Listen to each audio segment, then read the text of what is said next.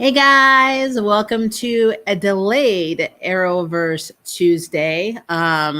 We had a lot of streaming problems with StreamYard and YouTube. I don't know what was going on, but it was not allowing me to live stream at all day, almost all day yesterday, after noon, I believe it was, and then part of today. But it's working so far. If anything happens technically, let me know. Like there's a technical problem because I just got streaming capabilities back like maybe 45 minutes ago.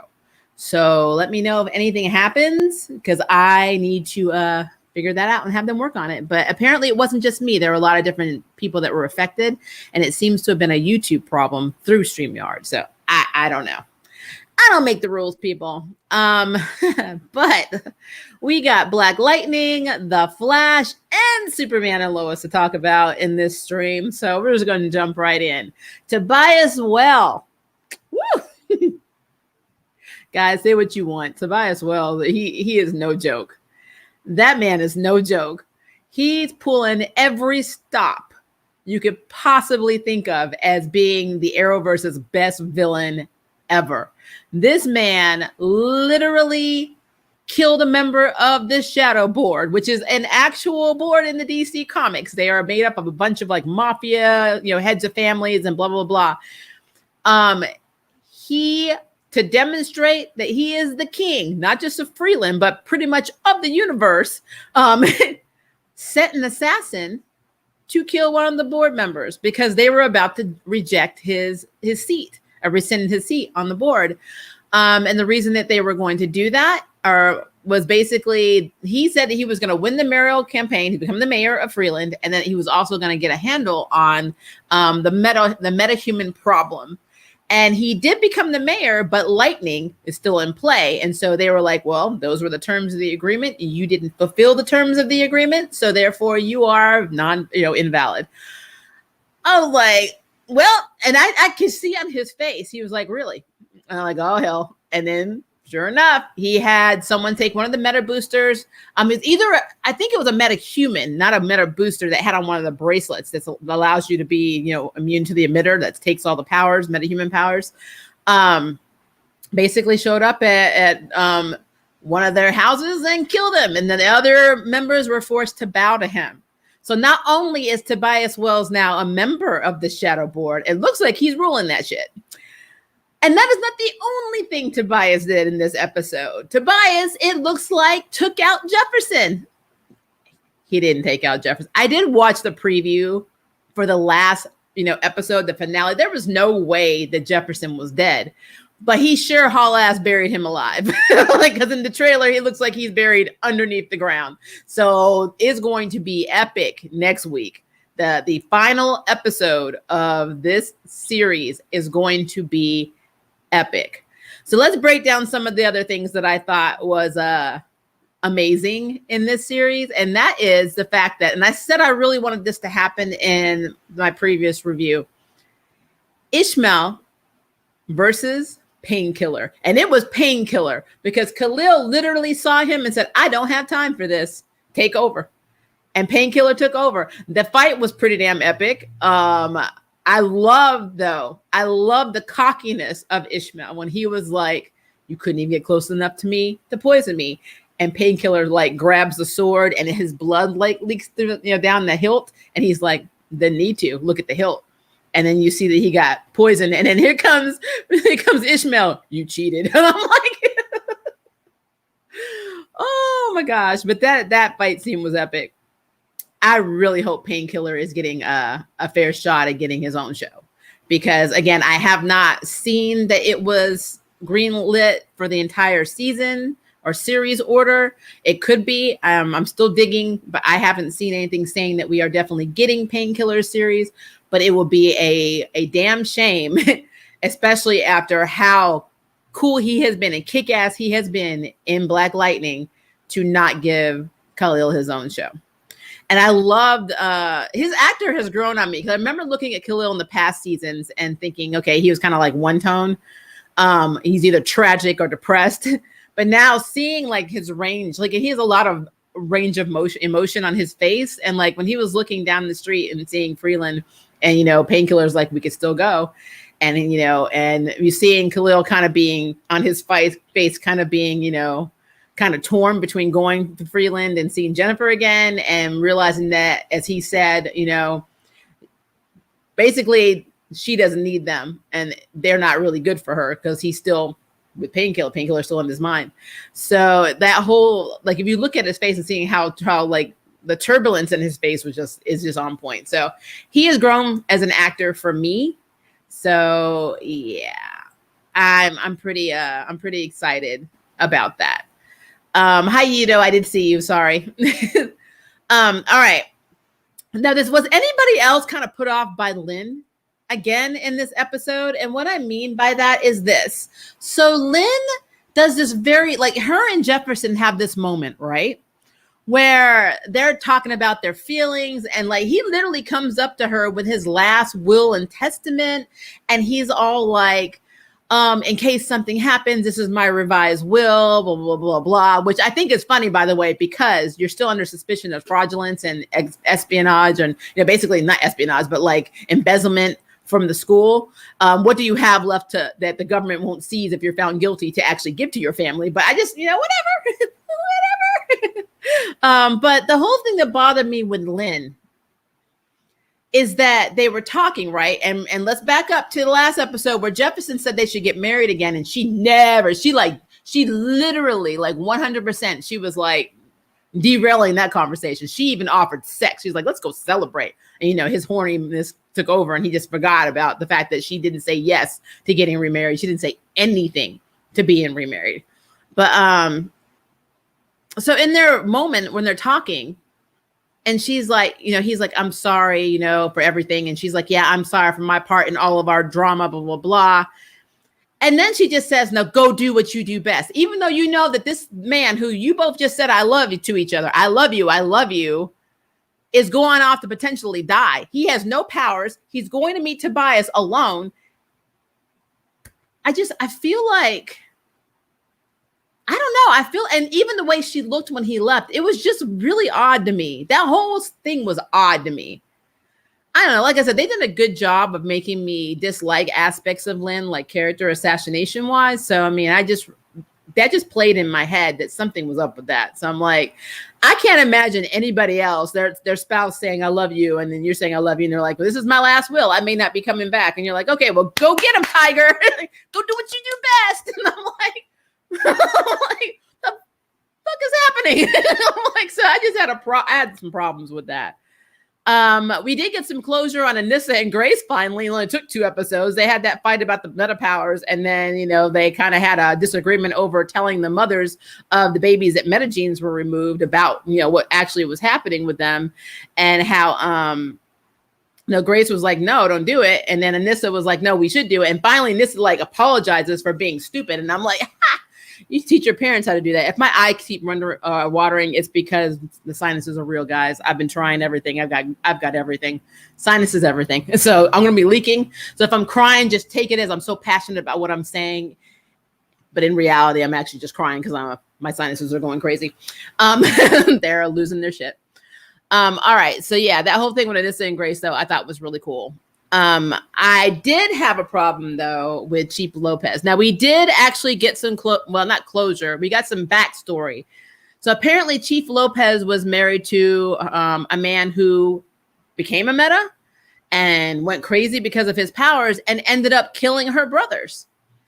And that's what's wrong with Lopez. So that's why Lopez is like kind of cool in a way with using the meta boosters, even though she's against everything meta. In fact, when Lightning brings Red in, because that whole situation with Lightning and Red, which I'll get to in a minute, she even says all meta should basically be, go to hell and be burned and blah, blah, blah.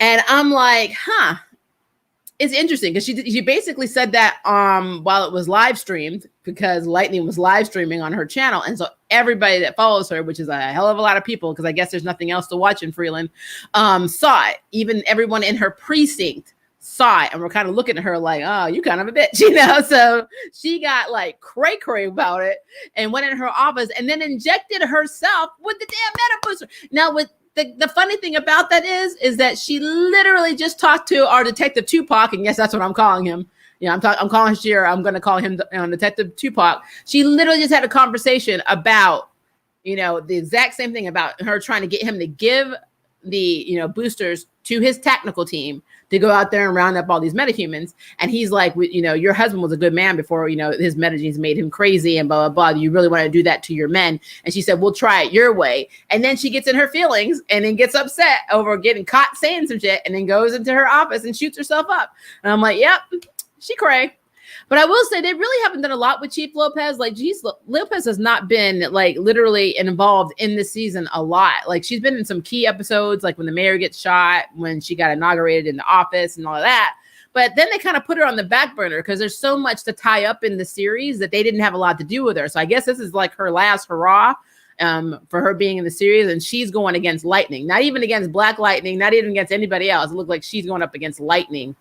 So that's going to be interesting.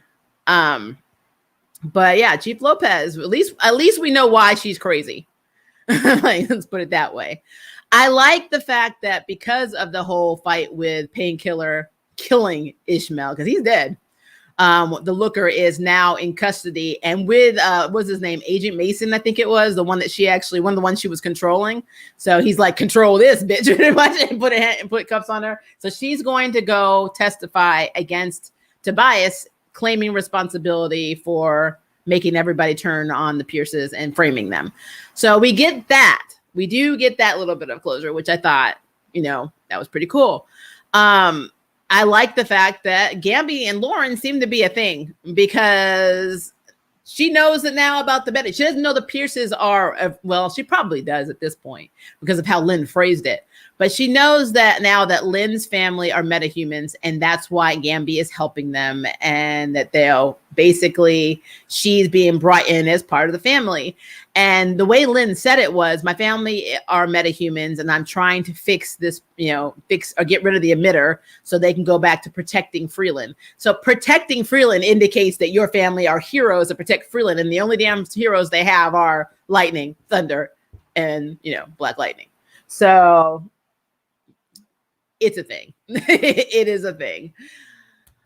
It's just interesting, though, because like I said, Tobias's plan is pretty extensive. And the fact that first of all, you got to give Jefferson props for trying to go over there to try and wipe his memories of who the Pierces are, because Gambi came up with a little handheld thing. And he was like, Jefferson's like, one way or the other, I need to go do this alone. And I'm thinking, I understand that's where he killed your dad and you hid under the bed and watched it and you always felt messed up over it. And, you feel like it's your obligation to round robin, full circle, take out the man who took out your daddy because you couldn't help your daddy when you were little. I get that. But why in the hell don't you see the situation? Tobias, his plan isn't just affecting you. It's affecting every metahuman and every person in Freeland. If you fell, everybody is SOL. So when Gambi says, let me come with you, you effing let Gambi come with you. Because let's face it, Gambi is the biggest baby's kid in all of the Arrowverse. He does not die. He multiplies. That man is everywhere. Tobias can't kill Gambi. I mean, we all know it. He can kill him. He's just not going to stay dead because that's Gambi. So if Gambi wanted to take the memories from Tobias, Gambi would take the memories from Tobias, and then a damn thing that Tobias can do. So really, if we think about Black Lightning, Gambi probably is the best protagonist to Tobias's antagonist, period. He is the perfect hero to Tobias's villain, not Jefferson. But he loved Gambi at home. And when he did that, I was like, shit.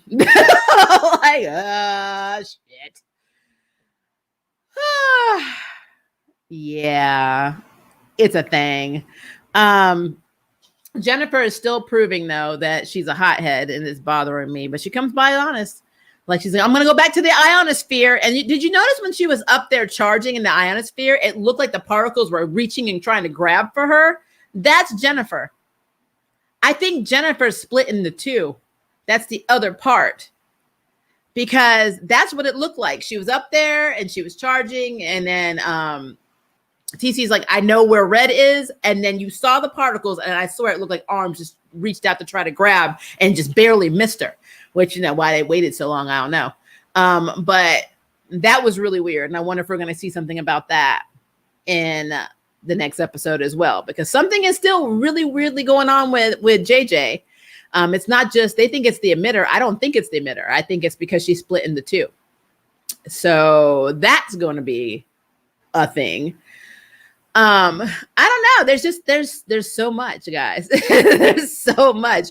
But I mean, it ending on Tobias calling Lightning and showing a video of our picture of Daddy that looks like he's dead and her screaming. That was very powerful and very extremely messed up. But I'm going to say there are a lot of similarities between all of the Arrowverse shows this week. Not just this week, but something that I've noticed. I actually wrote them down so I wouldn't forget them before we move on to the rest of the reviews. So a few similarities. The Flash and Black Lightning both featured main characters' deaths. Both Metropolis through Morgan Edge and Batwoman with Mary and, of course, the entire Gotham community have a community center that they're trying to raise funds for and are trying to get investments for, as well as both have the Crows. Batwoman has the Crows as their private security team, and then we have them as a sports team, a football team in Metropolis. It's just so many things. I always find like little similarities here and there. And so as I talk, I'm probably going to find more, but it's almost like I told you, they have that round table and they're like, we need to link these shows continuity wise by having something similar happen or have similar things happen on the same Earth. So yeah, I just had to throw it out there that both Black Lightning and the Flash ended their episodes with character deaths, potential character deaths that we both know are not real. We all know this, guys. We know it is not real. And then the last thing that I'm going to talk about in terms of Black Lightning, like the whole thing with the emitter and the whole thing with the bracelets.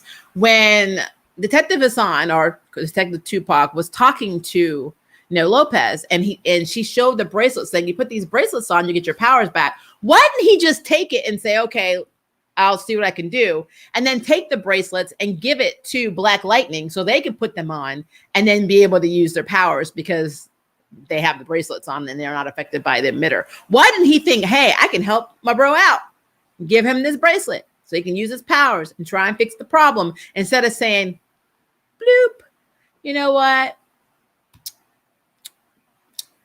I don't think we should do this. You should give him back. I'm like, what? Do you know how many problems it would have solved if he took that damn bracelet and when they gave it to Jefferson, and Jefferson had on like a long sleeve shirt and had that bracelet underneath that shirt, and Tobias went for him and he shocked the shit out of him. I'm like, why? Who's on? Why? I'm like, why? Why? You had one job to be effective. I was like, motherfucker. Okay, I'm sorry. But and this and Grace, they did blow up the new location where the metagenes were being held and all of the data. So that's a thing, I guess. Mm-hmm. But yeah, just had to put that out there. All right, so let's go through these really quickly, and then we'll get on to the Flash review because I got some stuff to say. So let's see here. Will Lynn ever get redeemed by the end of the series? I don't know. I mean, she's got one episode left. She need to do something.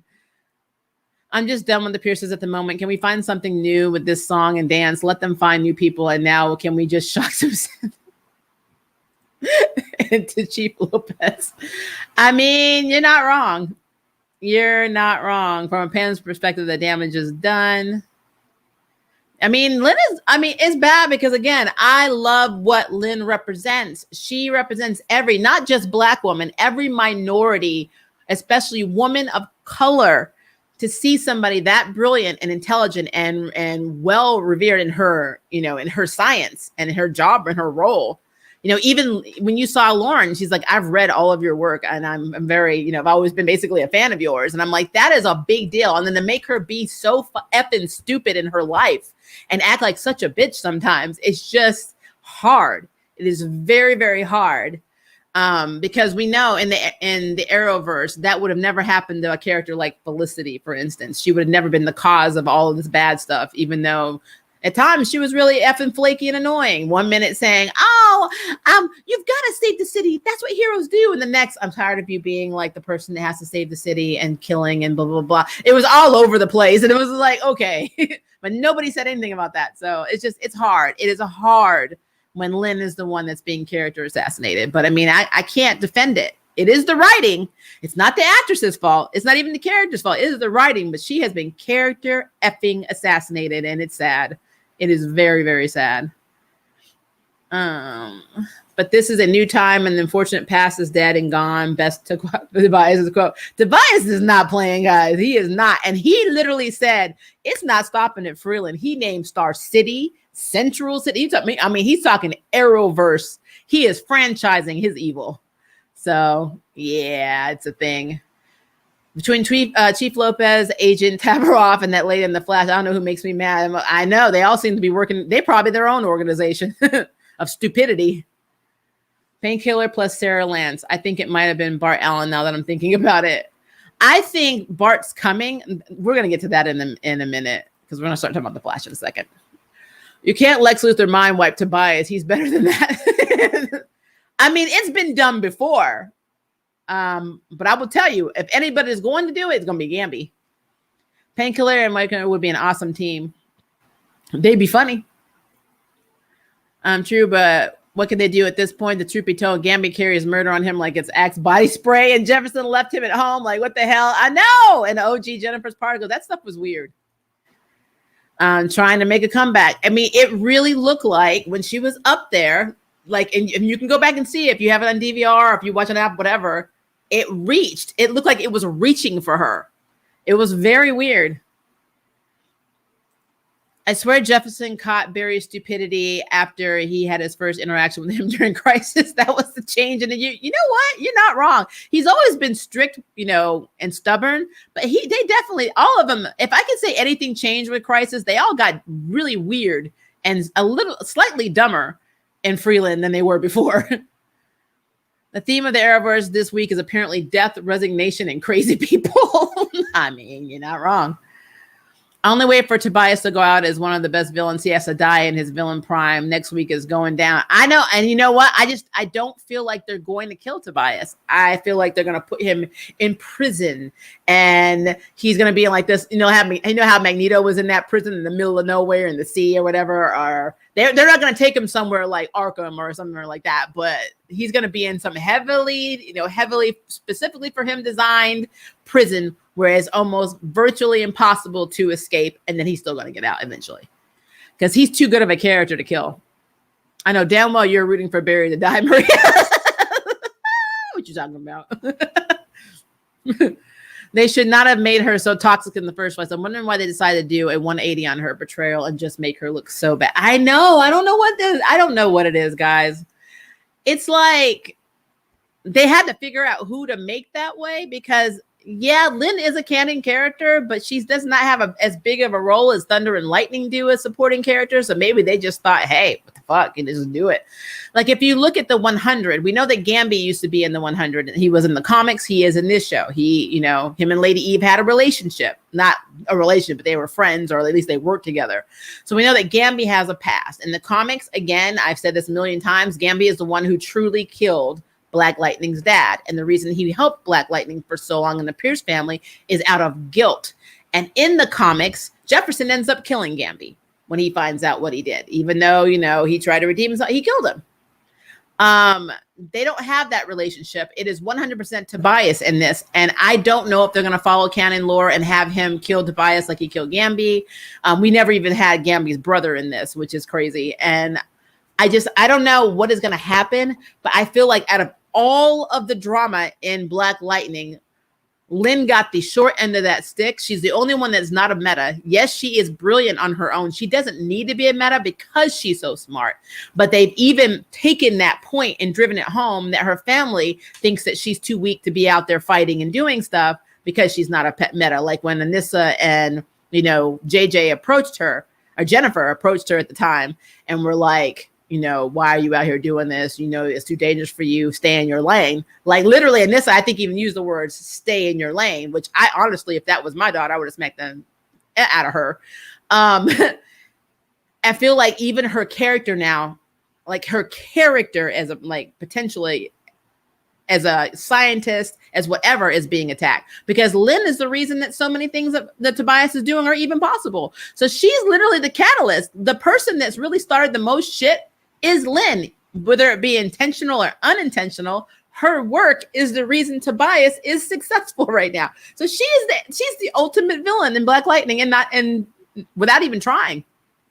She is the villain in her marriage, and she is the villain professionally against her family, and she's the villain of Meta she's been trying to help. It's crazy. It is very, very crazy. If she looks toxic to us, and she has to look toxic to them. I agree. To me, making Lynn look that bad is deliberate. I mean, it's sad. Detective Tupac still don't trust hot-headed Jefferson because he knows the man is unhinged, because he hasn't forgot the tomfoolery he done the last 11 episodes. I mean, he was in his feelings. The Flash show has a cure, and Lynn made one, Black Lightning too. See, that's another thing that they have in common. Okay, so let's look at the link here. We have the DEGs and meta boosters in Black Lightning, and in the Flash, now we have guns with metahuman bullet cures. You see what I'm saying? It's like they're all like, how can we take the same stuff and use it and recycle it in a different way in the same week? Stuff I'm noticing across the board with Arrowverse. You seem to forget season 3 and 4. And it was literally Felicity Smoke who killed thousands of people from the Glades by directing said bomb, and does it once more the season before Arrows. Yeah, but she doesn't get the same heat that Lynn does, is my point. This isn't Black Lightning. This is the Tobias show. It really is. Maria's the only one that wants Barry to die. I've been plotting this for years at this point. I think we are part of the same secret society then, Nicholas. Stupidity often hastens death. Gotta wonder how Barry is still alive. They say God protects what? Children and idiots. We already went through Gamby's involvement with Jefferson's father in season 1, 2 to 3 episodes before the finale, because it was Lynn who spilled the beans to Jeff, and he went to the church to beg for forgiveness and got himself captured by Tobias's thugs. Yeah, I do remember that. But see, in the comics, it was actually deeper than that. He physically killed his dad. And Gamby was more into the, helping the ASA experiment on children and giving them meta abilities too. And I'm glad for it. Okay, so let's talk about the Flash, because I don't like it. Oh Lord, this week. Okay, so we have a couple of things going on in the Flash. So I'm going to start with because it's just easier. Cisco and Camilla. So Cisco and Camilla, remember, they decided they're going to leave the team. They're going to leave Central City. They're going to live their best life. Well, Cisco is kind of, he's not backtracking, but he's just stuck in his, I don't know what to do with my life mode, which is understandable. What he's feeling right now is what everybody has been feeling since COVID in 2020, and being stuck at home and not knowing what's happening in the world and what you're going to do with life. That is literally, Cisco is the embodiment of a COVID person who's been, isolated for too long. He doesn't know what to do because his entire existence has been wrapped up in Star Labs, and at this point, Team Flash. He just doesn't know what to do with his life. And he even goes on to say that he qualifies for over 7,000 and something jobs in the US alone, and I don't know what the hell to do with any of that. And he said the biggest fear that he saw was him still being at Star Labs 20, 40 years in the future, and everybody else moved on, and he's just still sitting in their Star Labs. And he's like, that was my nightmare. And I'm like, I thought you were going to say something like my girlfriend dying. Nope. It was about your job. Now, something that I found interesting about that. So he got a text message. And the text message, I'm trying to get because I took this down because I was like, this is interesting. Cisco got an email from Agent Chip Cooper, who was the same agent in the Abracadabra episode, who when he was when they were trying to fight Abracadabra, he was like, "Are you really a hologram?" And he's like, "No." And he's like, "Not only I'm not a hologram, I'm definitely not the director of technology of Argus or something like that." Well, he is a director of technology at Argus. So it seems to me like Cisco may be offered a job working for Argus. That's what it seems to me is going to happen. Because again, if it's Agent Chip Cooper calling, which I don't know why he has that saved as his contact, but whatever. Then he may be offering Cisco a way out of Star Labs. And that's going to be very interesting because we know he's leaving. So I'm very curious to see what's going on with that, especially during all of the stuff that's happening right now. Now, I loved, and normally I find Caitlin kind of boring, but I love that she called out Barry in this episode, and I had 100% agreement. Barry was trying to force, basically Alexa to become first the strength force. Like literally forcing it, saying, "No, you have to do this. You have to protect yourself, Alexa. You have to do it. You have to do it. You have to do it." And she's like, "I don't effing want to do it. I'm not ready. Leave me alone." And Caitlin's looking like, okay, this is messed up. Well, what happens? They do the experiment. She breaks through the field that she was not supposed to be able to break through. Like when she hits it, it's supposed to inadvertently, hit back at her, and she's not supposed to be able to break through. She broke through in like 10 seconds. And of course, Barry is like frustrated saying, "Oh, well, we need to try again." And Caitlin's like, "No, you need to give her time." And he's like, "Well, no, we don't have time, blah, blah, blah, blah." And she's like, "Look, fool, when Thawne trained you, and this is literally the biggest villain you have, the person that took everything from you. He was more patient than with you than you are with your own damn daughter." And I was like, even your team sees. Even your team sees. He is always like this. I don't know what it is, but he is so single focused and he gets so stubborn and he always thinks he's right. And he always has to get a reality check. And it's always at the expense of somebody either getting hurt or getting upset or having somebody on his own team put him in check. This is something that happens in The Flash all of the time. And now it's Caitlin's turn. Last week it was Cisco and CP and Iris and everybody's turn when he was trying to, destroy the forces, making sure they were never, created. And now it's Caitlin. He cannot stop and think.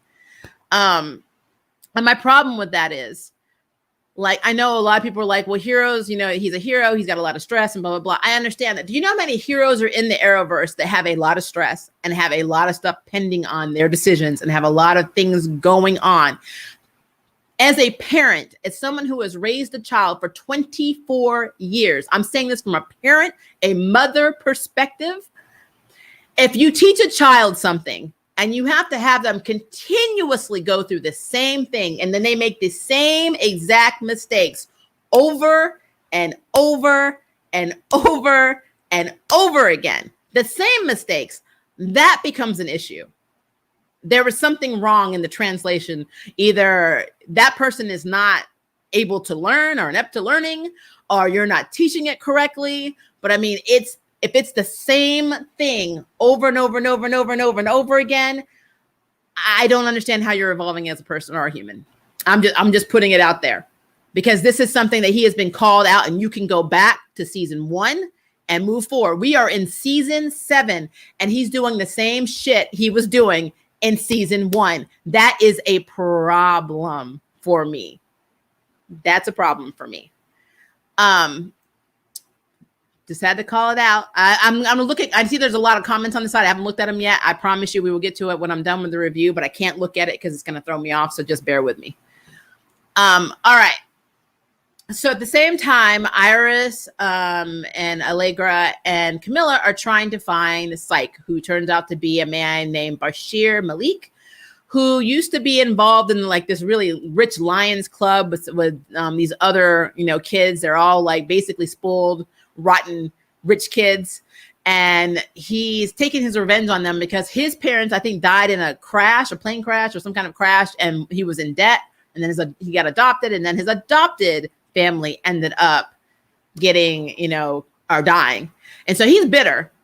And so he's basically taken out on all the members of this league. He's taken out saying, where were you? Why didn't you help me? The irony is that through Iris and them investigating, they found out that besides Naomi, I think her name was, the leader of their group, who is kind of an entitled little bitch, all the rest of them actually started a fund for him. And they were trying to reach out to him, but he was so upset and angry, he pushed them all away. And so they were trying to help him the entire time. And he ended up attacking them. And I love that the way they were able to reach him is, for me, it was actually more Alexa. Freza was like talking about her history, how she was an addict and she had been clean for 5 years and she pushed everyone away and her real parents don't even want to talk to her anymore. And, we can be your family. And it's all about him wanting to be a family, which I get. I do understand that. He's lonely as hell and he's angry. And so I do get that that's why he's lashing out. Now, I do not approve of the stuff he's done because he's done some really bad shit. So, I mean, it's just what it is. But I get why Psych is the way he is. But in a way, he's also his own worst enemy. And it kind of showed that. But yeah, I like his banter with all of them. I like when they bring him into, Star Labs and he's like, just FYI, these little gun things you got, all the stuff pointing at me, it's not gonna do anything. I really love that.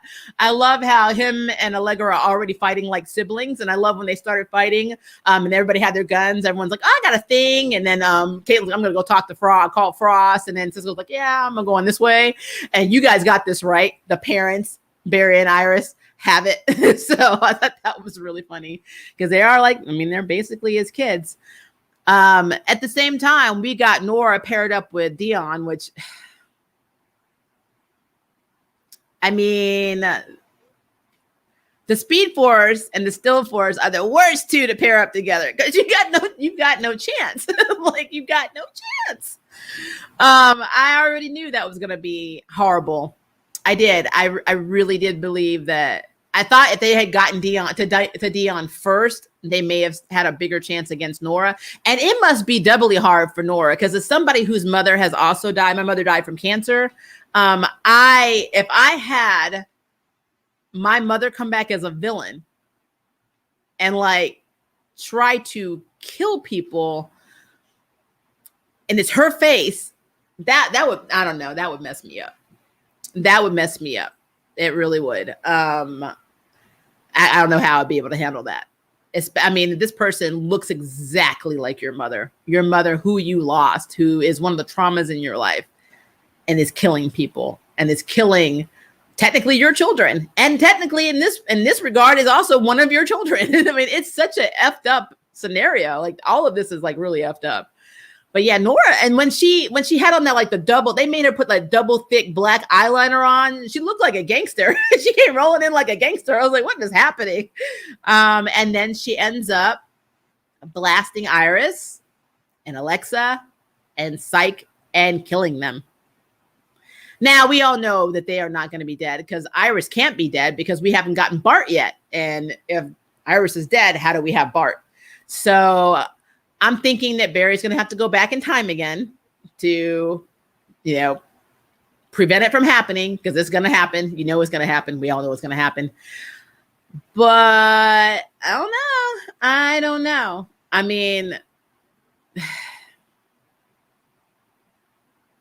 That whole thing, as soon as I saw that happen, I was like, okay, so Jefferson is potentially dead at the end of Black Lightning. And now we have Iris. Because really we're worried more about Iris because she's the main character. Main character insurance is potentially dead. How many times have they almost killed Iris though? And then they may not even be. They could be unconscious in some kind of suspended animation or in a coma or something. I don't know. But it's making it seem like they're dead. But she definitely she went home back. So Nora is she's pretty angry. She's pretty angry. And I really love how Psycho's so let me get this straight. You've got us, and then you've got two other kids who basically want you dead. And I'm like, That's a good way to summarize that. Yeah. And then the last thing that happened is what I mentioned. So Joe has quit the force. So he is no longer the captain of Central City PD. And he did that because of Kristen coming back. And as the governor's given her free reign since she couldn't win in court to forcibly give everyone the metahuman cure. She got authorization to do it in a combat, pretty much a combat scenario. So if somebody's breaking the law and they're a metahuman, she has full support by the governor to literally take these bullets, these metahuman cure bullets, and shoot them with it. And Joe's like, that's effed up. It's just effed up. And I get it. If you think about this basically taking a race of people, because metahumans are a race, and singling them out with police brutality, that is very reflective to what's going on in today's society. So I know what they're doing. The one thing I've never seen, I'm trying to think, I don't think I've ever seen this anywhere in the Flash. I've never seen Joe be pulled over by cops. I've never seen Iris go through, racism for being out with a white man and married to a white man. And I'm saying this because as the product of an interracial family in the South, especially when we would go out, it was like a spectacle. People just stared at us like they didn't understand what the hell was happening. So they don't experience the same stuff that you would see in Freeland and some parts of Gotham and stuff like that. It's like Central City is like a bubble where, we hear stories from Joe and them about being Black, but we don't see it in practice in the Flash. Like when Wally was there, we never saw Wally driving around in the car wondering if he was going to be pulled over by GCPD or CCPD because, hell, his dad's a cop or detective at the time. Now he's captain, it's not the same dynamic, which is very interesting to me. So they have to have some kind of representation for racism to play out. And so they're choosing it to be the anti-metahuman approach, which it is what it is. But just something I thought was interesting. We also don't see it in Superman and Lois, but to be fair, it is predominantly white. We only have technically 2 Black characters that I can remember in the entire show so far. So yeah, but yeah, shit got real. It got real. So let's look at some comments. I got to scroll up. So give me a second. Let's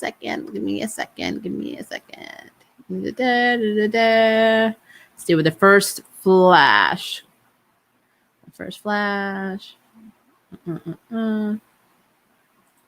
Okay.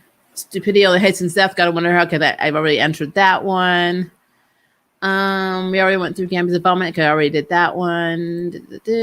I think we're here. Family Matters with no Urkel. Could you imagine if Urkel was in an Arrowverse show? That would be horrifying. And while it's true she never got the same heat because of her actions, the only people that held her accountable was Curtis, Dinah, and Renee until Oliver came on his white privilege. And I know, don't get me started about that. Oh my gosh. You will not understand how put off I was when Oliver was literally pulling rank on shit when he started off murdering people and he's pretty much a effing hypocrite. But you know what? Don't get me started on that. I think that's also when, if you follow Blurred Without Fear, that's also when he kind of was like done with the show. It's like, you can't, I am cool with you doing bad things and learning from it and then saying, hey, I did this was effed up, blah, blah, blah, but I'm learning. I am all down for that because I do believe that some people can be redeemed. I believe that. I don't think there's a world out there where you cannot be redeemed. But when you continuously do stupid shit and you are a hypocrite about it, and then you judge others for it, that is when I'm done with you. So yeah, Oliver, I don't have any respect for him. I'm sorry. I don't think Barry is slow. I think he's stubborn. Maybe there isn't a difference. I don't know. I don't think Barry. So this is the thing. Barry Allen is not in the comics. He's not stupid. He's not meant to be stupid in the Arrowverse. Okay. So what you need to understand about me is I don't hate Barry Allen. I just don't have time to deal with his BS. And I would do that with any character because I have an allergy to bullshit. So I am not going to be the reviewer that sits here and does this. Well, maybe this, and that. No, I can't do that with him anymore. I have been cutting Barry Allen slack since season 1 because of his mom and then his dad dying, all the tragedy. We understand tragedy, but there is a difference between tragedy and being too damn stubborn to actually listen to other people and then making the same asinine mistakes over and over again. At this point, you were literally OG. The Flash is the second Arrowverse show in the Arrowverse. He is on his 7th season and he's making the same damn mistakes he's made in season 1. That is a problem for me. I'm sorry. I don't understand that. He's human. He's not perfect. True. But as a human being, you learn from mistakes. That is the whole purpose of being a human. Screw being a superhero. Learn from mistakes. If you are an asshole to someone and it hurts them and you realize you hurt this person, then you try not to do it again. You don't be an asshole to someone and then next season do it again. And then next thing do it again and then keep doing it. That's, let's just say I do not take my moral lessons from Flash. Let's put it that way. Heroes learn lessons and often learning process is what frames a narrative, but it shouldn't be learning the same lessons over and over. Exactly. Please let him learn something different. Let him have patience. Let him understand what it's like. Like Caitlin called him out. Thawne literally had more patience than you. A villain who wanted to kill you had more patience with your learning curve than you do with the people you're trying to save. This is messed up. This is messed up.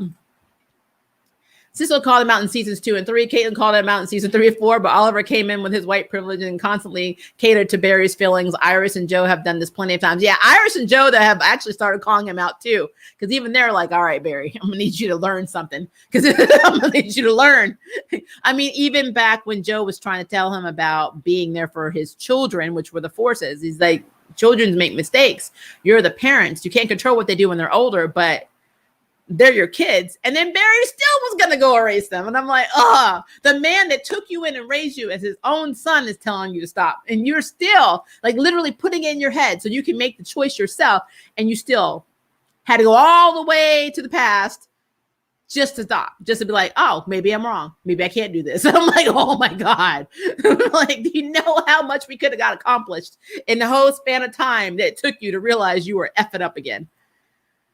I have a question. When Barry makes a Star Sapphire speech or a pep talk, people say it's boring or cheesy, or they just want punches, not love. But then when Steve Rogers makes the same speech, okay, first of all, you're preaching to the wrong choir. I am not a Steve Rogers fan. I do not like MCU Captain America. You will find the video on my channel. It is called "Is Captain America the True Mary Sue of the MCU?" Go find it. So yeah, not a good reference with me. I need you to do a different analogy. People are like, he's so nice. So what's the difference? I don't get it. Go watch my video. I'm like, I thought it was fun and cute. I like the scene with Barry and Iris and their 2 kids. Honestly, I'm not opposed, even though it's so weird that they have spiritual kids. I'm not opposed to Barry and Iris being parents to the forces. I think it's cool. I think it's interesting because they're parents of the forces, but then the people themselves actually had other lives and other families. So it's just weird to have a family and then be from other families. It's a weird concept, but at the same time, I mean, I'm here for it. I have no problem with that. The conception was just weird to me, but I'm okay with that. That scene was cute. I'm not going to disagree with that. At this point, Cisco, Caitlin, Wells, and Ralph have given up at this point because there's no change or growth to Barry. It's the same with Kara, Oliver, Felicity, Diggle, and which trickled down. I mean, I can't argue with that. I don't know what it is about these, and Mia, I don't know what it is about these characters that they don't learn from their mistakes. It's very weird. Like, I don't know if this is a formula that you have to, but I mean, I was looking at Batwoman and just her realization of with Sophie and the conversation in the jail where, you know, Sophie was saying, I don't go out with a mask and I'm Sophie more in and out of my uniform, kind of like clicked with Ryan, like, oh shit, you know, I don't get it. I don't get it. I don't understand why it is the way it is. Did you still like the episode? Yes, I liked aspects of the episode. Generally speaking, overall, it was not a bad episode. It's just I know it makes it seem like I don't when I call Barry out on his shit, but I mean, if he didn't do the same shit, I wouldn't call him out on it. I mean, it's just what it is. I can't be a reviewer that just sits there and just says, it's fine. I like the episode. It was so great. I like the colors. I like the settings. I like the camera work, blah, blah, blah. I can't do that. I like to look at the plot and I like to pick it apart because that is what makes good reviewers, whether you agree with what they say or not. I refuse to watch reviews where people just literally kiss a show's ass because they're scared to say something and lose subscribers or get, downvotes or what the hell ever. I'm never going to be that person. When I watch a show, I watch the show because I want to know what the story is. I'm invested in the story. And when the story is suffering because a character is making the same stupid ass mistakes over and over again, I have to say it. I'm sorry. I have to. Barry didn't reject her. He just didn't want to help her get revenge. At least we have one more episode in this story. What are we talking about? Didn't reject who? I'm confused. I see more growth in Legends of Tomorrow's characters than protagonists on other CW shows. Yep. Especially with Mick. Mick has come a long way. A long way. I don't think they are dead, maybe in a coma. That's possible. It just seems like they're not moving or breathing right now. I feel like if they were in a coma, wouldn't they be rushing, like Barry's just sitting there crying, wouldn't they be rushing to get them off into the medical ward or whatever? I don't know. That was a moral and mature choice. I'm proud of Joe. I am very proud of Joe. Joe always makes the right choices, though. That's the thing. I feel like we don't see it enough. Like we don't see enough of Joe getting to make choices. But I do love. I mean, in the beginning, he was very opposed to Iris joining the force and Barry telling her his secret because he didn't want to get her involved. And I get that from a parent's point of view. I get that. But then he got on board and he was just like, let's go. And he really has been very cool since the third or fourth episode of season 1. I've always thought Joe was awesome. I hate that lady. She just has so much hate for metahumans. Yeah, that's the thing. It's her and Lopez are also in the same club. I mean, they just they're using their personal traumas to basically, it's like if somebody from Afghanistan went and shut up her whole unit. Does she mean she has to go kill every Afghanistani person and make everybody a villain? It's literally a show of racism. And this is how they're choosing to do it in The Flash. It's her singling out a race of people because her unit got hit. Same thing Lopez is doing in Freeland. So it's crazy. This reminds me of X3, the cure to mutant powers in the form of a dark gun. Yep, it does. That's. Oh, Lord. I think Magneto lost his powers for a little while at the end of X-Men 3. Yeah, and all they really needed to do, have Wanda just whisper no more mutants, and that would have solved everything. Chastin hating her means she's a good villain. That's true. That is very true. So basically, this is DC's version of mutant racism and discrimination, where there are factions that use horrific means to attack or even enact genocide through the use of police brutality and the government. Yep. A kind of life imitating art and vice versa. Actions and false reasoning. I know you're joking with the Family Matters comment, but Urkel wouldn't seem out of place as the Legends science officer. This is true. I just think he would be really, you know what though? I would like to see Urkel paired with Gary. I think that would be effing hilarious. Another similarity, both Joe and Sophie leaving their jobs. You're right. I mean, isn't it weird? I mean, we're finding all the same things happening across the board in the Arrowverse. It's weird. Well, maybe the Flash has messed with time so much and made him slow in the head. I don't know why he's not learning, though. It's like, why are you not learning from these mistakes that you're making? I don't know. Don't we have Urkel in the form of Gary? Could you? I just think it would be absolutely hilarious seeing the banter. I think we'd have the bromance with Bayrod and Nate, because we don't have Ray anymore with Nate, and then have the nerdmance that we're about to lose with Cisco and Chester P. We'll have in the form of Urkel and Gary. That would be really funny. That would be funny. This might be false equivalence to Barry, but if I recall correctly, Peter only had to lose one uncle to learn his lesson about responsibility. Yeah, that's true. He does take it to a level that's a little cray-cray, but you're right. Peter Parker did learn that lesson very quickly. The writers are what's wrong with Barry, rinse, repeat. Yeah. Now, this is not a shot at I probably should clarify. I thought this was understood about me. This is always a writing problem. This is not a. I'm just saying because Barry's doing it. But yeah, Barry has no control over what he does because he gets a script, or at least Grant Gustin gets a script. So I doubt they have any control over what happens with their characters. I would be hard pressed to find someone who has creative control over their own characters because they are owned by WB or Warner Brothers, and CW is controlled by them, and their writing team, I think, is rotated around like on a conveyor belt, and so they have no clue. Or who would they even talk to? I don't even think the writers are the same from week to week. So it's just sad. It's sad. It's a sad thing. It really is.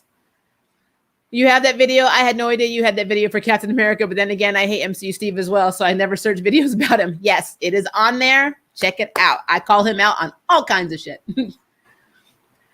That's why I said the true Captain America was Isaiah Bradley and not Steve. I would be down with that. I haven't noticed that, but that's just me. I haven't noticed what? I'm sorry. Arrowverse Barry is like Goku. Their main powers are resistant to character growth. Don't get me started with Goku, the worst father in the universe. We got an update on the Diggle appearance. He turns it down at first, but there are consequences like voices and headaches that lead him to Gotham. Yeah, I did see that. I saw you posted that. It also posted on Superhero Hype. I don't think he's going to 100% turn it down. I think this is going to be like a Falcon thing where, he didn't want to be Captain America and eventually he's going to become Green Lantern. I don't know. I hope that's what's happening. We got to do the water of truth now. Whew. Guys, if you knew about sinus problems in the South. Okay. Is there a DC variation of Doc Samson around? Barry needs to schedule some therapy sessions with him himself.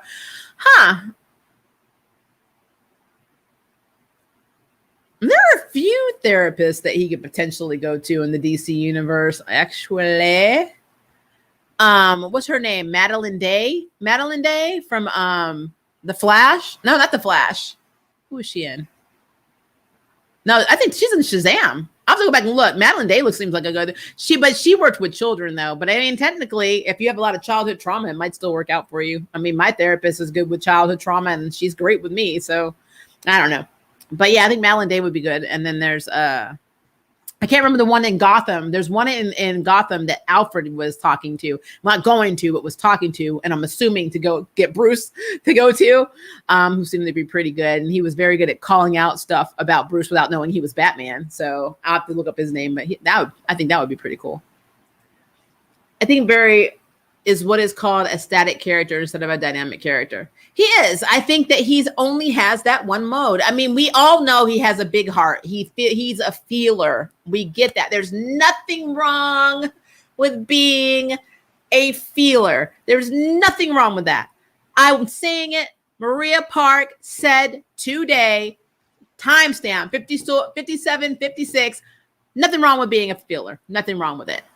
The problem is when you don't take time to think things through and you make rash decisions, and these decisions affect other people, and it's something you continuously do, and it's usually the same types of decisions over and over again, that is a problem. And for somebody like Barry's supposed to be analytical. He works for CSI. That's what he is. Why don't you collect all of the evidence? Look at what happened in the past when you did this. Do it like a science experiment. This didn't work. This thesis didn't work. We can't even compose an actual theory because every hypothesis and every thesis I've tried has led to this. It is a failed reaction. So let's try something new. I don't know. I don't know, guys. I don't get it. Barry isn't meant to change. He is meant to inspire others to change. It's static character versus dynamic character. I will agree with that to a point, but also I still feel like the best heroes are the ones that are flawed and let you know that they mess up and then work to improve themselves. Alexa, to me, somebody who is now clean for 5 years, has gotten her life on track, who said she came from a dark place, who made the conscious decision to basically use the neuroemitter to talk to Fuerza inside of her, just like Caitlin used to do with Killer Frost. That to me is inspiring. choosing to push people beyond their limitations when they are not ready, when they have told you that they are not ready, and you are not listening to them, and you don't listen to people's needs, you just do what you want to do because you know best, that is a problem. Bird, I didn't think I read that one. You would think because Lopez is Latina that she would empathize with Meta's being villainized minorities. You would think. You would think. It just occurred to me Barry's fixation on his own insecurities and how they manifest in the show's writing make me a little concerned about how Jessica Cruz would be portrayed because of her PTSD. That would be really hard. It would be hard for me if they made her not learn. Like, I love some of the things that she says to people when they ask her why she fights. She's like, you don't understand how hard this is. She's like, I do it because I have to, not because I want to. And when you're telling me when the battle's over to come, celebrate and all that, you don't understand. My anxiety is not something I choose to turn on and off. It's who I am. It's not something I can cure. It is a part of me. This is my life. And she was agoraphobic for a long time, and she was still having to use that ring and leave her house. And that, I love it. I love the dynamic. If you ever read it, the dynamic between her and her sister, like, because she basically pushed her sister away for a very long time. And I love their relationship. I did a video on Jessica Cruz, guys. If you want to watch it, it's on here. But I love Jessica Cruz. And I agree with you, I would be terrified that they would mess that up because they are not good with when you have any type of trauma or mental illness or suicidal thoughts, CW is very bad at writing that. I mean, I know them very well. Sinus problems are hell in this job. It is driving me. I feel like this side of my entire head is just clogged. It's just absolutely clogged and seems to want to dry, like just drain out of my right eyeball. It's absolutely disturbing.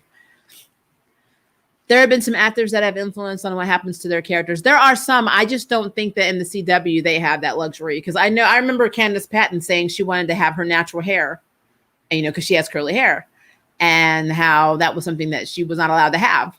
And even now, they let her have it for one episode, and she's back to the straight hair again. It's just something they do. I don't know why. Same, and given what these writers do to these characters, I'm generally scared for Jessica Cruz and Donna Troy. Yep. Did someone call me? Hi, Bart. Does Donna Troy have confidence issues too? I'm not familiar with her. I think a lot of them have. Donna Troy did have I think inferiority complex was actually more Donna Troy's thing. I didn't think she had trauma. I have to go back and look. I'm pretty sure hers was more inferiority. Bart Allen was just mentioning your idea of a Painkiller and Sarah Lance team up. Oh, yeah. I mean, I would not be opposed to that. I think that the banter between Painkiller and Sarah would be absolutely hilarious. They are the writers. I just go with the flow. I'm along for the ride. What's the worst about allergies is how involuntary the sensations are. As you know, the irritation of having one side of your head just completely stuffed up. It feels like it does not attach to the other side of my head. Like, it's interesting. Donna has issues with abandonment, identity issues. Yep. She has inferiority complex. And in appearances in media, there's never a true stable standing for her, not to mention child loss, being emotionally manipulated by those around her. I always saw Donna as having very little self-worth, which is completely opposite. Jessica Cruz didn't have an inferiority complex. She saw her friends be murdered on a camping trip. And she has severe PTSD and anxiety. Now she has generalized anxiety disorder, which I have anxiety. So I understand it is not fun. When you get an anxiety attack, it literally feels like you're having a heart attack or you're about to die. You seriously believe that you are dying and nobody is taking you seriously. And I say there is Thon's connection to Nora. I still say I do think, like I said, there's a lot going on in the Flash universe. I don't understand why Bart's coming in as Iris and Barry's child when we both know, like all of us know that it should be Dawn and Dawn, and that's actually their grandkid. But I mean, the Flash has taken liberties because like Excess was not their kid either. So, I mean, it's like all of the children of Barry and Alice are not actually their children in the comics. So, even down to Wally. Wally was never Iris's brother. She's Iris's nephew. And there is a very big age difference. That's why when Linda started dating, Barry. I think it was in season 2. I was like, what in the hell is happening? That is gross. Like, and then it made it so Wally could never be with Linda, and that's who Wally is with in the comics. So it's just the CW and Arrowverse do their own thing. I feel like they just want to find ways to bring these characters in, and they kind of bite themselves in the ass later on when they realize, well, maybe we shouldn't have done that. Is what it is. She also says inferior complex neurotic. Yeah, a little to no self-worth. That's exactly right. Erica said that Barry is going to eventually become more independent as the seasons progress and rely on the team less. I agree with that. I think that is going to happen. I just don't know. As long as they write it where he's learned effing lessons, I will be okay with that. He just has to stop. He has to stop doing the shit he did in this episode. I'm tired. It makes, whenever he's like, trust me, I'm like, no, I don't trust you, because you don't give good advice. You don't think before you do things. You act before you think. And that is not even what you are supposed to do. Oliver, I could understand that. Oliver was a playboy. He really was not a good guy. The only thing that really was his technical saving grace is that he watched his dad shoot himself in front of him, and then he got stranded on that island, which he really didn't even get stranded on the island. He wasn't by himself like he was in the comics. He basically had people in and out all the damn time. He left the island and came back. I mean, it was stupid. So in that regard, I understand Oliver making dumbass choices, because he was never meant to be the leader that made the good choices. And yes, he evolved a little bit, but I mean, I got it. If he was doing this shit even now, if he still had a show on, I would be like, it's Oliver. But Barry's not supposed to be like that. He's supposed to learn from his mistakes. That is his entire character. And it's just, I don't get it. I don't get it. All right. So now we got to move on to Superman and Lois, because Superman and Lois, woo! Let me tell you guys this. There is some cool scenes. I'm going to be real with you. Besides Black Lightning and Legends of Tomorrow, I think Superman and Lois is a show that I am actually really into right now, because not just because of the production value. It's obvious they put a lot of money into it, but because of how things are playing out, and because we get scenes in Superman and Lois that are so reminiscent to things like Injustice, and like, because I love the Injustice run, both the comic run and the video games, and we get to see things that we wouldn't normally see outside of a DLC. So I think you know what I'm talking about. If you watch Superman and Lois, and you know that two things happen, and scene wise, I know cost a lot of money to do, and were pretty badass to watch. Number one is when Jordan was getting his butt kicked by Tag, and Tag was like, what did you do to me? Tell me how to fix this. And then of course Superman shows up and then chases Tag, and like you get to see Tag running like the Flash. And how weird is it that Tag's speed looks better than the Flash? I mean, of course it's a money thing, but it just looks better in CG. But Tag decides to escape by hitting this train track to kind of try and derail this train that's coming. And I love Superman was like looking, he's like, Tag, don't. And then he does it. And then you see the train go up, and then Superman literally has to hold up the train while fixing the track while Tag's getting in the way. And that entire effing freaking scene was badass. I was like, this is the shit I wanted to see in a superhero show. That was badass. I'm sorry. It was badass. And then the second thing about this episode that had me going, and I know I'm jumping forward, is when Tag, at some point he kidnaps Sarah, because Sarah is like his childhood friend, and he wants to convince her that Jordan is the reason that he's like this. He's like, this is the video. I think Jordan does it, and you're friends with Jordan, and I feel like maybe he told you something, and then you can tell me why I have these powers. And I'm gonna get to that in a second, because he said something that had me thinking something. But okay, so Superman shows up, is trying to de-escalate the situation, and now, just so you know, Tag was not hurt. He was not hurting Sarah at all. He accidentally knocked her out. He pushed her, and busted the door, and she hit her head. And then he took her. He ran her to where they were in the hideout, and which is kind of cool because you got to see all the shoes he burned through, which I thought was really neat. But when Superman got there and he was like, the DOD is coming, and they show up, And then they start shooting at them and he's blocking it. And then he gets shot with kryptonite bullets, which told Superman right there that his father-in-law has kryptonite and is using it as weapons, which he's pissed about. And 2, the scene where he rips it out. He rips out the freaking kryptonite. So first he gets off the ground. His eyes look like Injustice. He looked like Injustice effing Superman. He came up, his eyes were like on fire. He looked at that guard. He went straight to it and said, stand down. I'm like, it looked like he was about to rip the hell out of everybody in that damn room. And I'm like, that is what I am needing in my life. You get to see that sweet, in control Clark Kent has a dark side that he has to suppress. And that he knows if he ever loses control, they are all effing done, which kind of signifies why we have Captain Luthor in this episode.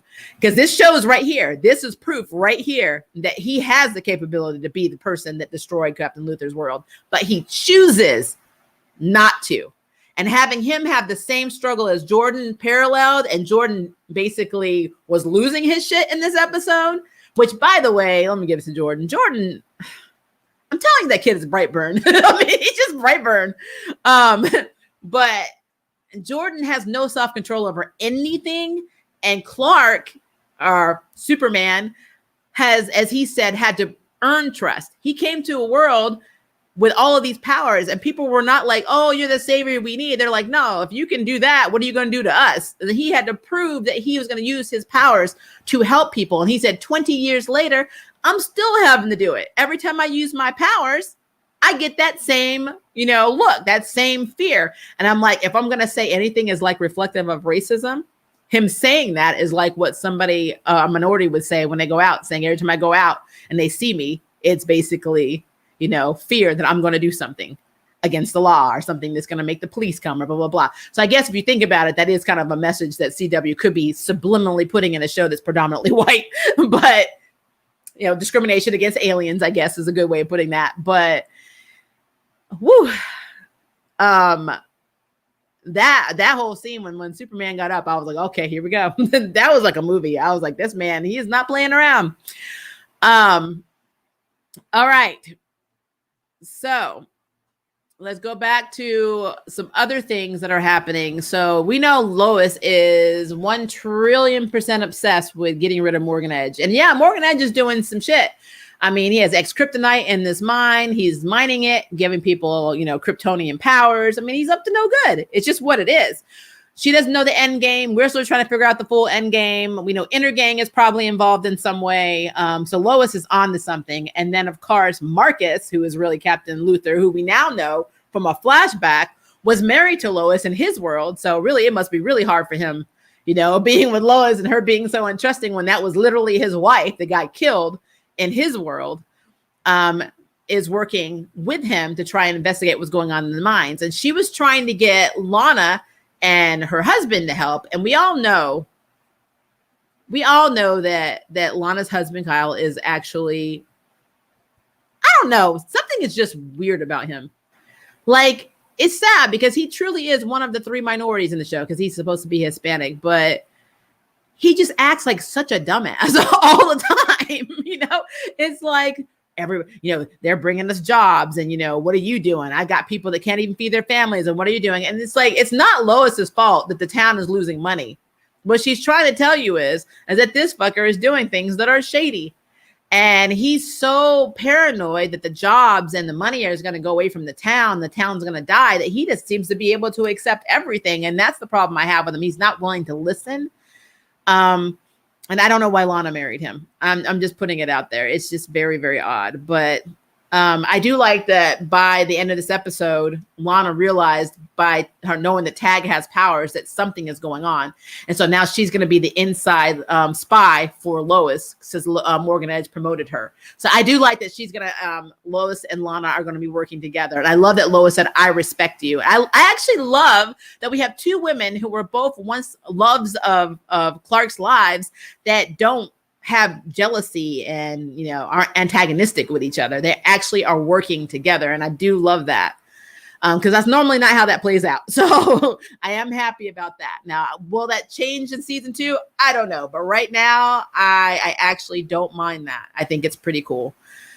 Now let's get back to Jordan. So Jordan, ever since, he got into it with Tag, his powers are manifesting faster. So his super hearing is going crazy. His heat vision is basically coming out when he gets upset. And actually, it looks like it's coming out even when he's not upset. He's getting these migraines. It's almost how Clark was when he was developing his powers. If you ever watch any of the other movies that you ever see Superman or Superboy, basically before he becomes Superman, it's almost the exact same thing. The only thing I will say is Clark's powers, his heat vision always came out when he saw Lana, because he was horny. And so Jordan doesn't seem to have that with Sarah. It just seems to be a thing when he gets mad or feels, or I don't know. It just seems like the heat vision comes out.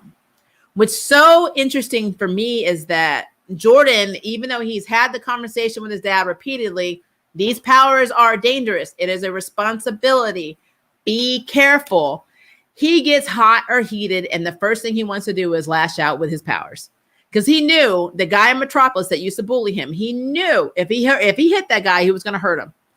And his brother knew it. And his brother took the punch and shattered his wrist, potentially part of his arm.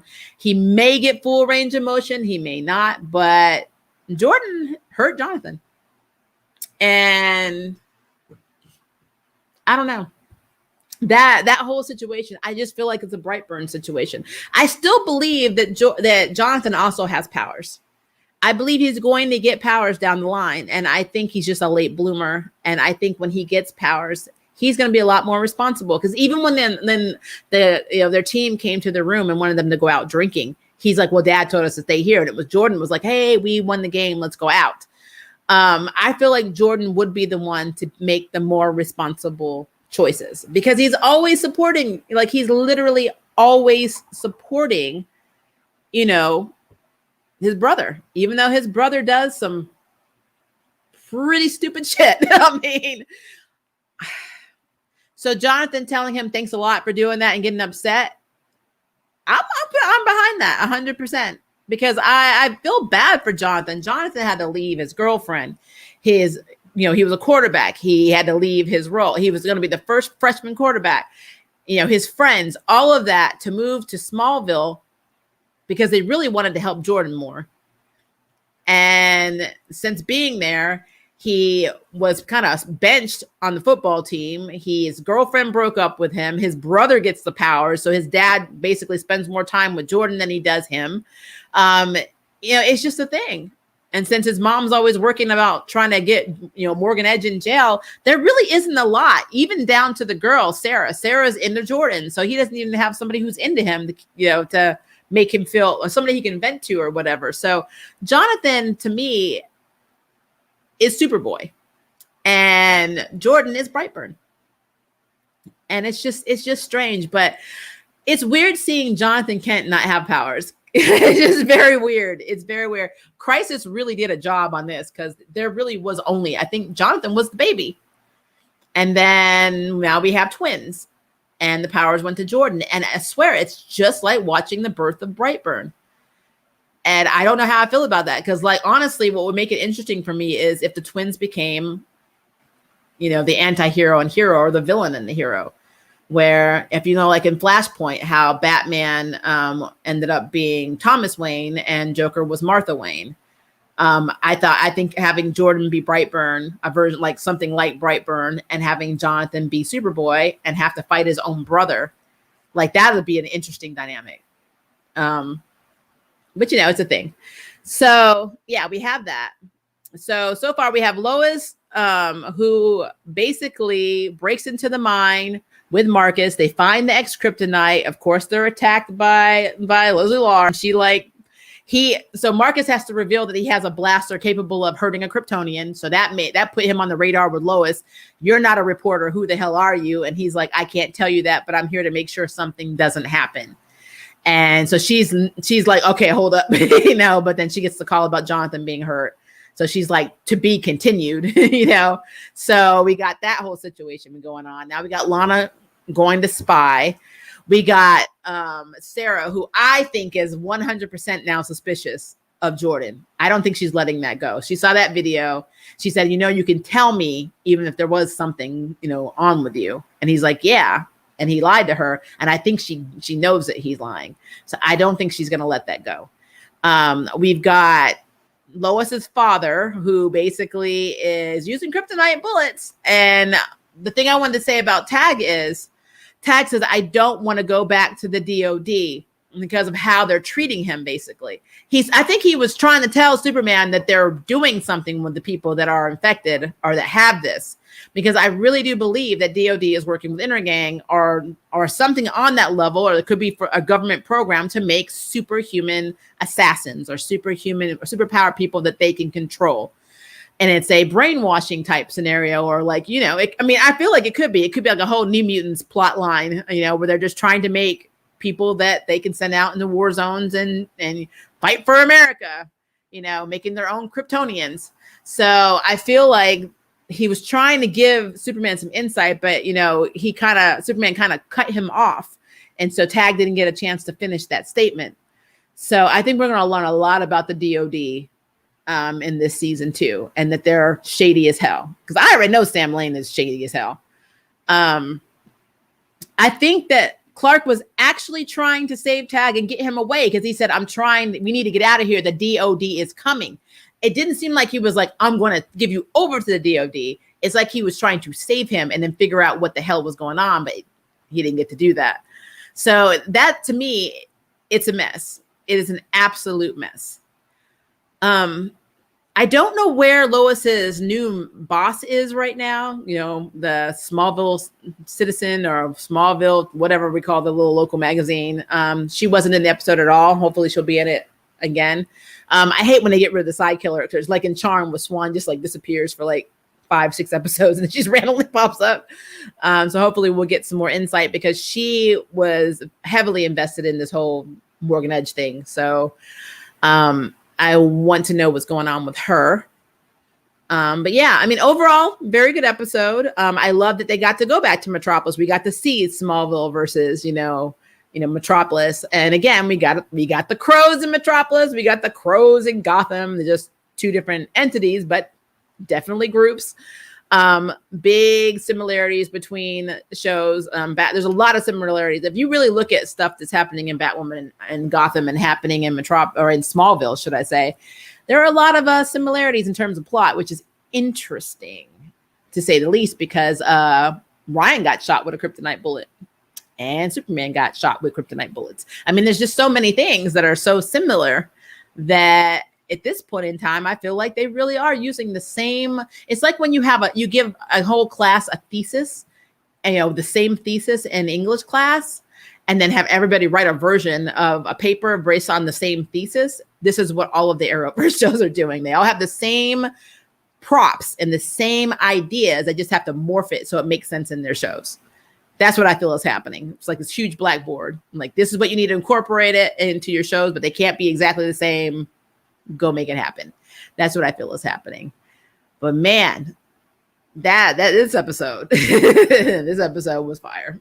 It really was. I was very, very excited with this. All right, let's see what you guys think about the wonderful Superman and Lois. And again, I also love Black Lightning. I also love Legends of Tomorrow. There are aspects of Supergirl that I like, aspects that I think are still kind of really slow. I don't know what to say about the Flash. I'm still on the fence about the Flash, guys. I'm not going to lie to you. I still like Batwoman, especially what they're doing with Kate. So I don't hate the Arrowverse shows. I just have to nitpick them because that's the whole point of this. The point is not to just kiss the Arrowverse ass and say everything's wonderful. It's basically to say, what is this and what is this and what is this? It's literally how it is. Okay, let's see. Trying to find the first post about Superman and Lois. Give me one sec. I love the part when the son was on the ground from the football game and his eyes were red and Superman said, go ahead, let it out. Yeah, and then held his hand there and then he was like using it. And you could tell it was hurting him. It was hurting Superman because Superman was like, you saw the pain expression on his face. So I was like, yeah, that's the daddy. Wait, I missed this. You should apply for a job at the CW and change them from the inside. They wouldn't listen to me. You already know they're not going to listen to me. I'm a little depressed. I missed the episode. I'm sorry, I'm spoiling it for you. I apologize. I can picture Tag mocking Barry Allen saying, "Look, guy, no Speed Force." Yeah, that would be funny. I'm glad Jordan's powers are growing. I wish they'd talk to each other, because when Barry was trying to get his speed, they could be like, "We got some X kryptonite over here." You can just use that. Do you think the reason as to why Jonathan doesn't have his powers yet is because of they're trying to have Clark's attention divided to one of the sons instead of being a good father on both? It does seem like he does spend a lot more time with the son that is quote unquote like him. And I said that in an earlier review on this show. I don't like how he was doing that, because he has two sons. And when you alienate one son, they start resenting you. And I don't want that to be the relationship with Jonathan and the father. So that's a thing. I love Donna on Titans. I need to get back in the Titans. I really do. They need to bring in Supergirl for a few episodes. They probably will. I mean, her season is ending, but they probably will. I mean, if Diggle's coming to Superman and Lois, then there's no reason why, Supergirl wouldn't, since that's Clark's cousin. And Justice Superman is on his way, given how Captain Luthor is around. Coughs, Omni-Man. Yep. Like I said, I see what's happening. I know what they're doing. It's a modified version of Injustice, but I see what they're doing. It's kind of disappointing for me that Jordan has these issues. It is and it isn't, because what I like about Jordan is Jordan has anxiety disorder and panic attacks. So if you give somebody unlimited power that already has these issues, I think this is how, and this is the struggle on whether or not they can get their shit together and be like the Jessica Cruzes of the world or become Brightburn. So he's on the precipice between good and evil. And that's what I feel like is happening. He can even choose, something can push him to be completely a villain with extraordinary abilities, making him hard to take down, or he could be another savior. But I do like the fact that it's not boring. He would not be boring in this process. So I do like that. Why is the murderous Superman concept so popular? I don't think it's that the murderous is. I think it's that having a Superman who's not the golden boy, who's perfect and knows when to hold back and restrain and knows his responsibilities, bores people. They like to see a hero that has the power to take everybody out, but chooses not to. And it's a struggle for him. I think that's probably what it is, more the appeal. Hyperion is basically this in the new Jason Aaron Heroes Reborn run. I have to look at that, actually. That's cool. I hadn't considered Nora as their kid since he existed before. She existed before, yeah. Yeah, I mean, technically, though, they created the Force. They recreated her, or recreated the Speed Force. That's what it seems like. And then added on the Still Force and, the Strength Force. And all, it's just a thing. Dawn existed in the original timeline, either before Flashpoint or before Thawne killed Nora, because Thawne references her. Yeah, I do remember him being in prison and talking about, "Are you Dawn?" And he's like, "No, Nora." He's like, "Oh, okay, I see." So he realized the timeline had been changed. When Marcus came to her house, she had that device that she called Superman on in her hand. She was like, "What the hell? I pressed this button fast." I love that. She's like, "Who is it?" I like how she didn't just open the door. She was like, "Who is it?" I'm like, I don't mind creative liberties. It's a different universe. It doesn't affect the comics. It's fine. Yeah, in the Flash, it's just hard because canonically you want to have Wally with Linda. When you don't have Wanda with Linda and you decide to have Wally, which I guess right now is a moot point because we don't have Wally, it kind of throws off. We never get their kids. We never get all of his adventures. And Wally had some really good stories, some very good stories, in the comics. And we would have an Asian lead, which is now an Asian lead love interest, which is something we don't normally see outside of Kung Fu right now. So, I mean, it's a thing. It's just something I would have preferred to happen. I like Wally with Jesse, though. I actually didn't. I'm going to be real. I was not a fan of Jesse Quick and Wally together. I like them as friends, but I was not a fan of that. Make Jonathan a cultist character from Justice League Unlimited. I can see that. Are you not enjoying Supergirl season 6? Guys, let me know in the comments if I put off that I don't enjoy things. I'm confused. Do you think I don't? Did I say I didn't enjoy it? I'm confused. That I'm just. I know I nitpick, but no. I guess my big disclaimer on anything that I review is that if I didn't like it on some level, you would never get a review on it. If that makes sense. That's how I review things. I only review things that I like. I don't care how popular they are. I don't care how many views they get. I only review things that I am into. Now, has the Arrowverse been ticking me off a lot? Yes. Do I make fun of it? Oh, hell yes. Who doesn't at this point? But I still watch it. I know my good friend Ernie over at Blurred does not watch the Arrowverse anymore. Is done with it, probably since Crisis. I still think some of the storylines are good. I just think that some of the plots or characters and writing are not good. And I will say this outside of the Arrowverse. There are shows, and as you know, if you watch my Charm reviews and anything else I review, there are plot problems with a lot of stuff. And I just called them out. You're behind on season 6. It still doesn't make sense to me that John still doesn't have his power. Superman is full Kryptonian. I can understand if John doesn't end up being as strong as Jordan or Clark. Yeah, he should have something, but I don't know. I don't know what they're doing, but I don't feel like he's not going to have his powers unless they are absolutely going against 100% against canon. Nora needing Dion made no sense because of her Flash can time travel, so why can't she? I know. They needed a reason to pair them up.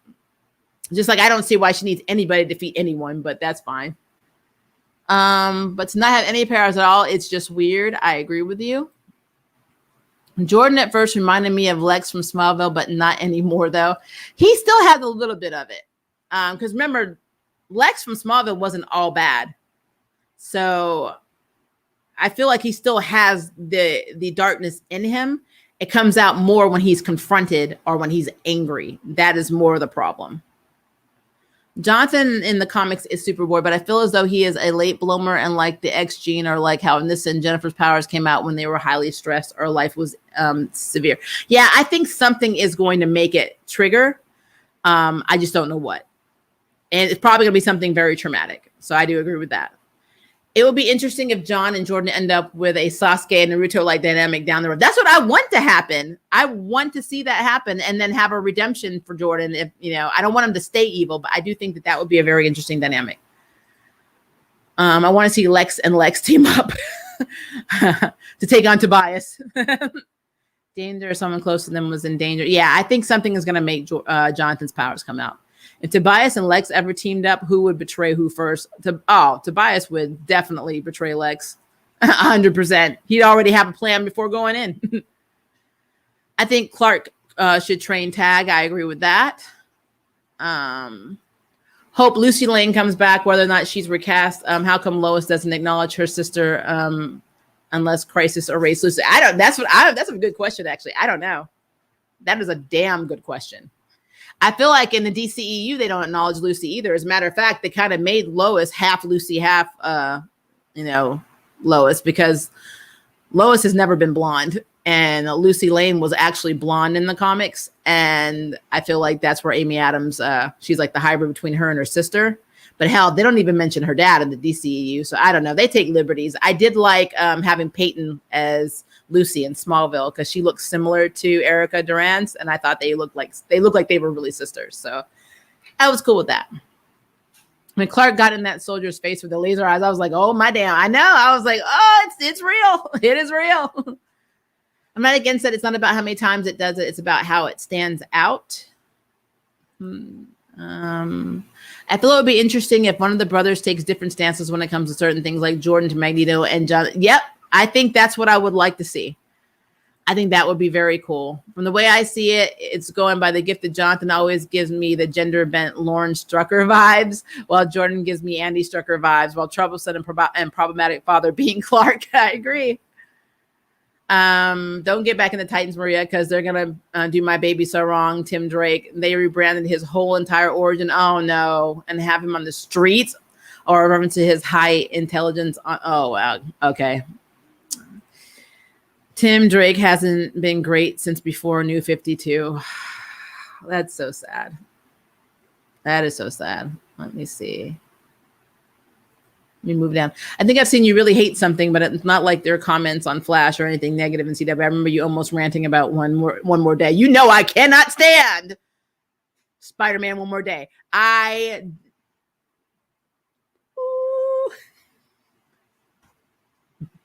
Don't have me in my feelings, I think I even told you I bought the hard copy of that book just so I could jump up and down on it. And I am a person that separates reality from fantasy because they are just characters.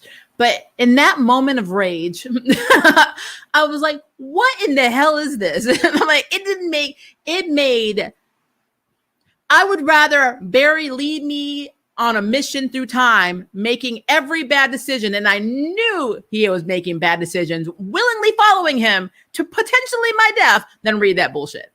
Oh, I hated that stuff. I hated it. Oh, John Casada can bite me. Anyway, genetics are raffle. It's random. Either you get powers or you don't. True. I do think that you can actually be more, maybe Lois's genes were stronger in Jonathan, but it's just strange. I don't think that's the case. I really do think that Jonathan is going to also get powers. But I just don't think it's going to be immediate. They said Titans is going to be the best season. I think it'll be fine.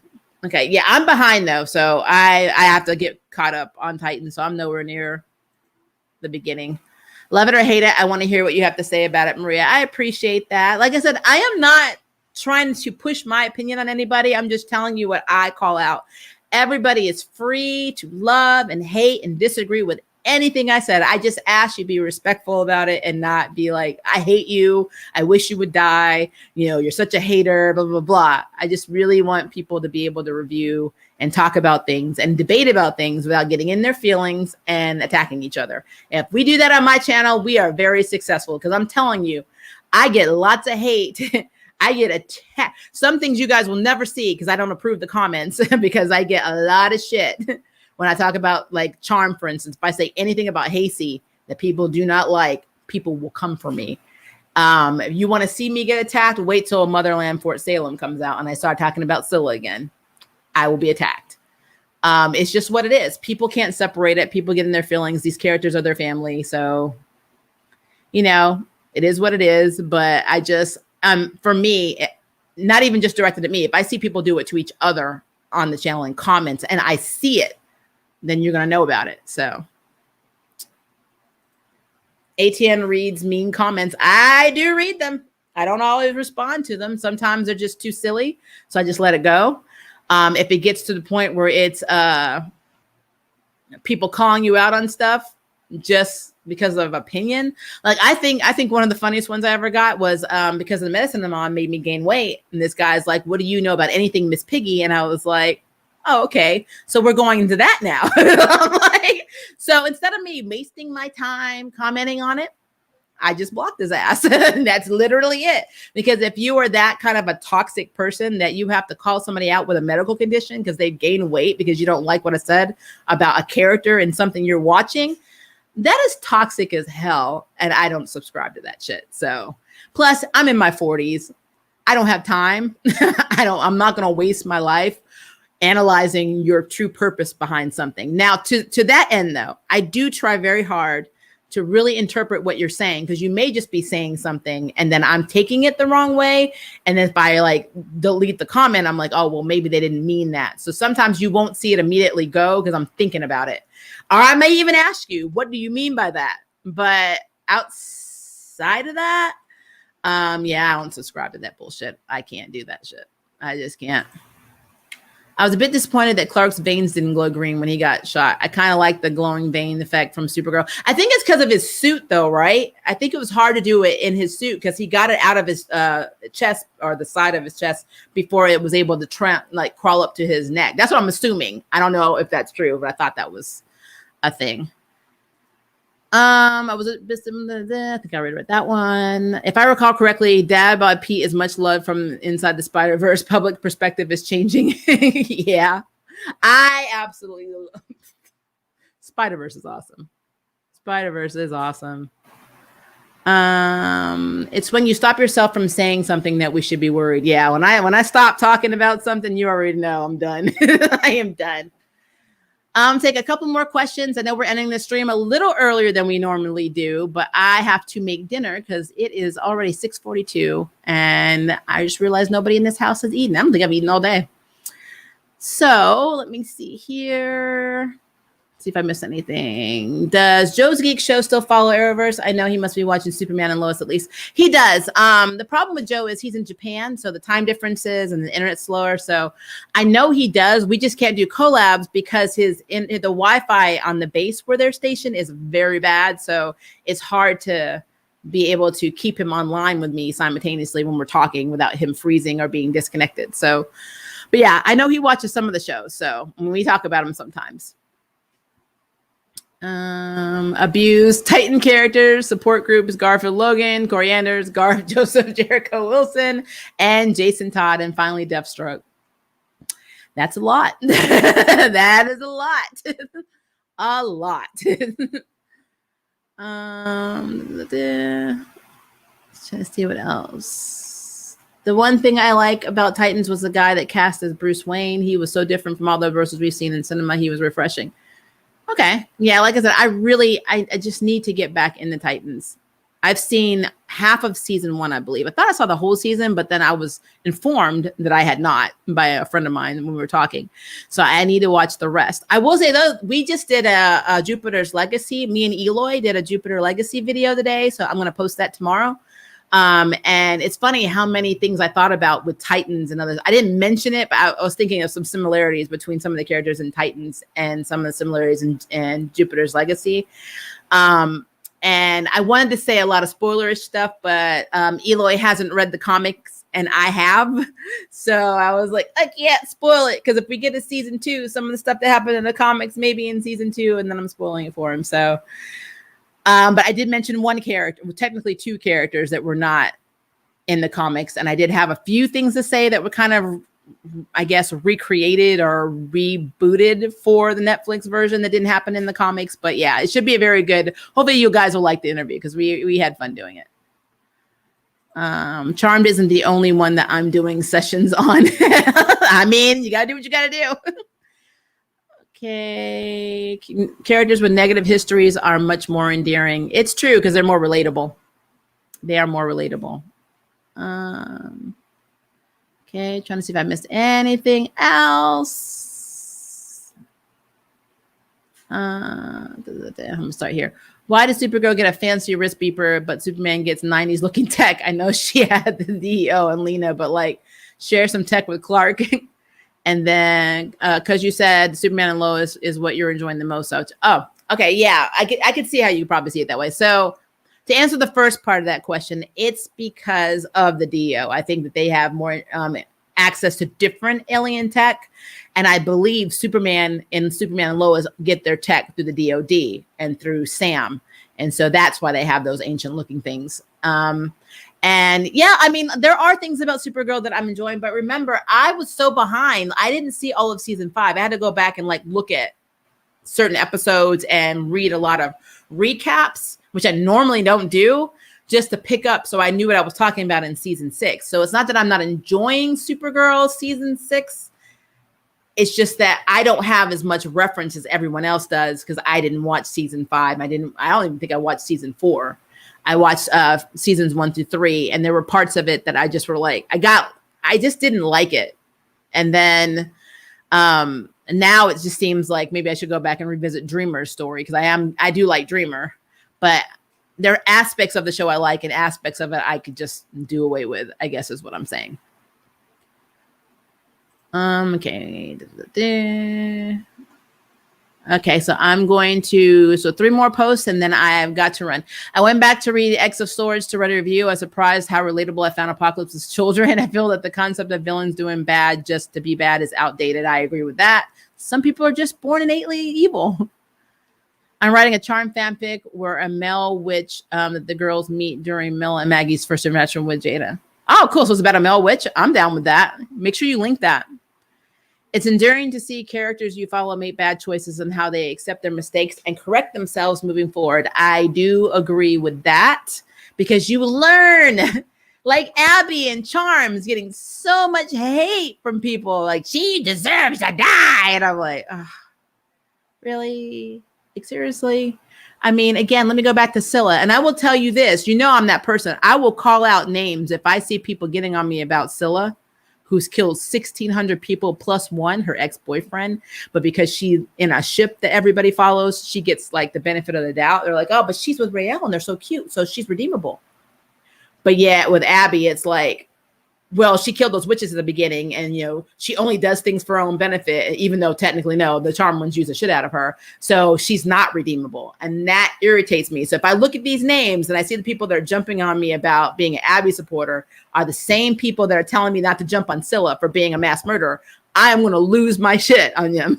I won't, because it's imaginary, but I will say something about it. I'll be like, so you realize it's called hypocrisy. Because that's what happens, guys. That is what happens.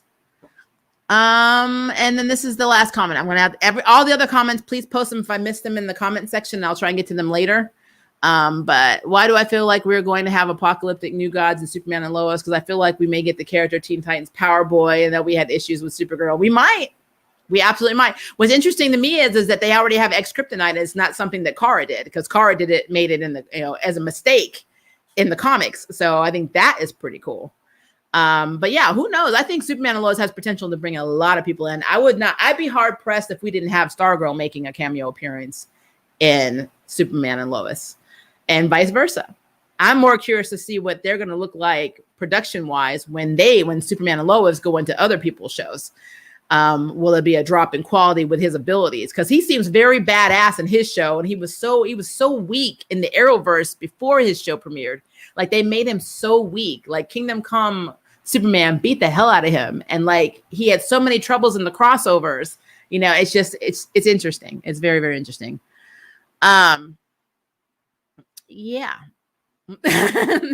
That is all, folks. I gotta go make dinner now and take care of this sinuses, because quite frankly, I feel like it's going into my throat, so I may not be able to talk very soon.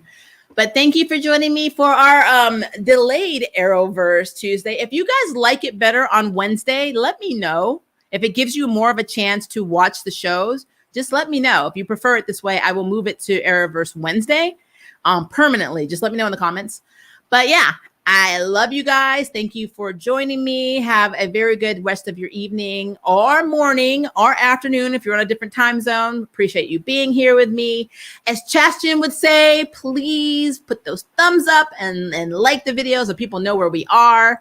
And yeah, be on the lookout for the Jupiter's Legacy video on tomorrow. And Friday, we will have our charm stream. And Saturday, I'll be watching Jurassic Park Camp Cretaceous. Have a good night. Bye, guys.